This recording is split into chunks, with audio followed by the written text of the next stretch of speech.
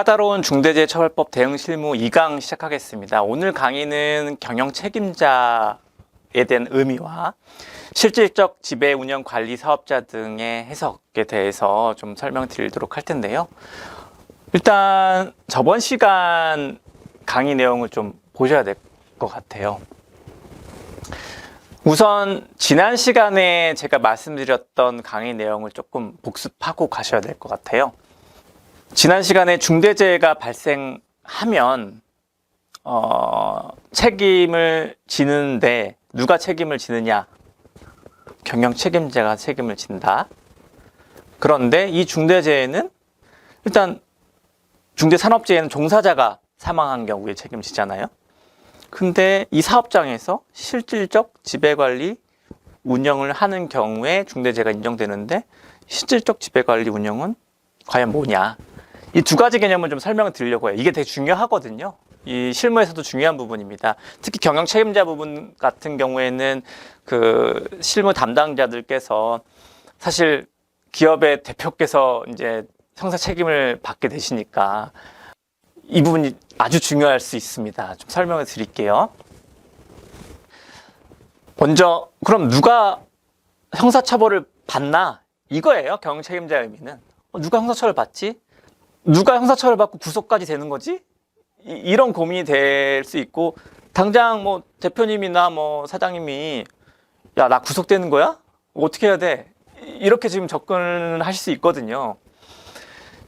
근데 이게 저번 시간에도 설명을 드렸지만 사업주와 경영 책임자를 처벌함으로써 안전권을 확보하기 때문에 엄격하게 봐요. 엄격하게 봐요. 그러니까 왜냐면 이게 아무래도 대표님이나 사장님께서 내가 처벌받을 수 있기 때문에 그 다른 누군가 나 대신 처벌받을 사람들을 세우기를 원하시는데 그러려면 어떻게 해야 되냐도 제가 설명을 드릴 거예요. 근데 그게 쉽지는 않다는 것도 좀 설명을 드리려고 해요.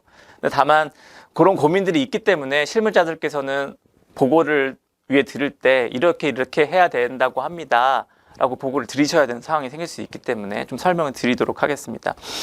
중대재해처벌법은 보시면 이 사업주와 경영 책임자가 중대재해가 발생하면 1년 이상의 징역 또는 10억 원 이하의 벌금을 처하도록 처벌 규정이 되어 있습니다.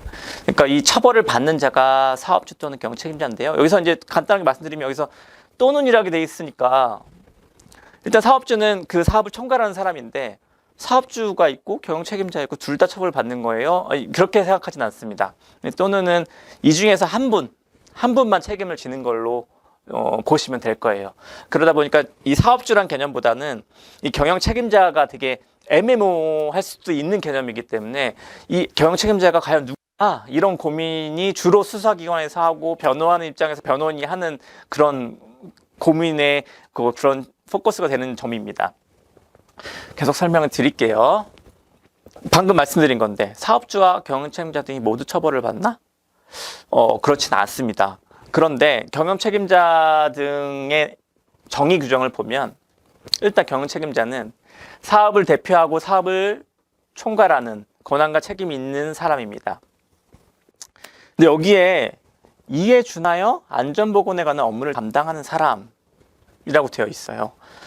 똑같이 앞에도 또는이 나오고 뒤에도 또는이 나오는데 이거는 좀 명확한 것 같아요. 복수의 사람들이 처벌받을 수 있냐에 대해서 사실 법 시행정에는 뭐 이런 거에 대해서 좀 논란이 있었는데 지금은 딱 한 사람만 처벌을 받는 걸로 보고 있습니다. 그러다 보니까 어떻게 보면 사업을 대표하고 사업을 총괄하는 사람은 명확하거든요. 이 사람을 처벌받는데 이에 준하여 안전보건에 관한 업무는 담당한 사람도 처벌받을 수 있는데 이 둘 중에 한 명만 처벌받는다고 하니까 사장님, 대표님들은 그래? 그러면 나는 사업을 대표하고 총괄하지만 내가 아니라 안전보건에 관한 업무를 담당한 사람 세우면 되겠네. 이 사람 처벌하면 되잖아. 그럼 난 안전하잖아. 이런 고민을 하시게 된 거거든요. 설명을 계속 드릴게요. 그럼 먼저 사실 이건 되게 어떻게 보면은 논란의 여지가 없는 부분이긴 한데 사업을 대표하고 사업을 총괄하는 권한과 책임이 있는 사람이 경영 책임자인데 이게 무슨 내용이지? 이에 대해서 사실 중대재해처벌법은 아직 대법원 판례가 없다고 말씀을 드렸었죠. 산업안전보건법 관련해서 대법원이 어떻게 판단하고 있냐면 그 명칭과 상관없이 당해사업장에서 사업의 실시를 실질적으로 총괄 관리하는 권한과 책임을 가진 자를 말한다라고 되어 있어요. 그러니까 형식이 중요한 거 아니에요. 뭐 대표이사라고 하더라도 그냥 소위 바지사장이 아니라 실질적으로 권한을 책임 가진 사람이 사업을 대표하고 사업을 촉괄하는 사람으로 지금 받아들여지고 있습니다. 근데 아까도 제가 말씀드렸지만 누가 안전보건에 관한 업무를 담당하는가가 중요한데 왜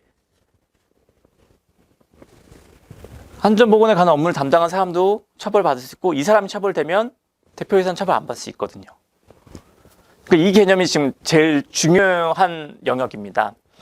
그래서 사실 중대재해처벌법이 시행되기 전에 많은 로펌에서 추천하기로는 소위 CSO를 세우자. CSO, Chief Safety Officer라고 해서 안전을 담당하는 임원을 세우면 되지 않느냐. 그러면 그 사람이 사고가 났을 때 처벌을 받을 수 있으니까 그럼 대표이사는 안전해진다. 그래서 CSO를 세우라 라고 많은 컨설팅을 했습니다.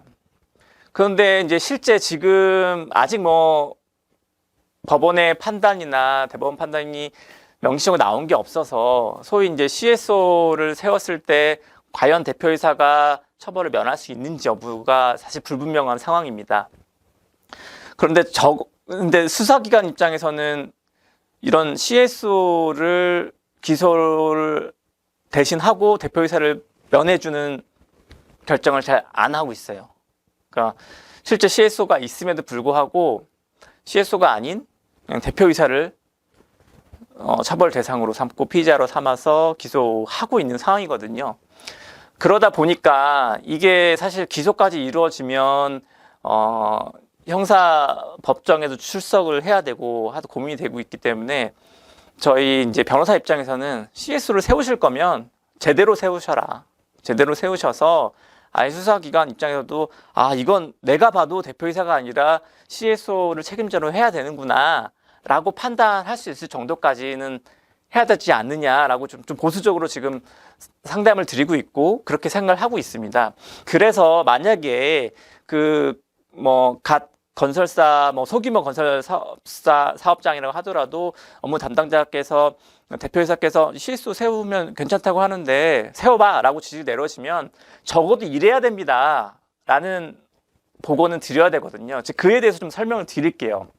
CSO가 어떤 입장이어야 되는지에선 여러 가지가 있을 수 있는데 일단 등기상 임원 이사인지 이런 것도 좀 봐야 되고 다른 업무를 겸직하고 있는지 이 부분도 좀 봐야 되고요. 안전보건 업무에서는 적어도 안전보건 업무에서는 독립적으로 총괄 관리하고 있는지 봐야 되고 그럼 총괄 관리하는데 인사, 재무 이건 어떻게 행사하고 있는지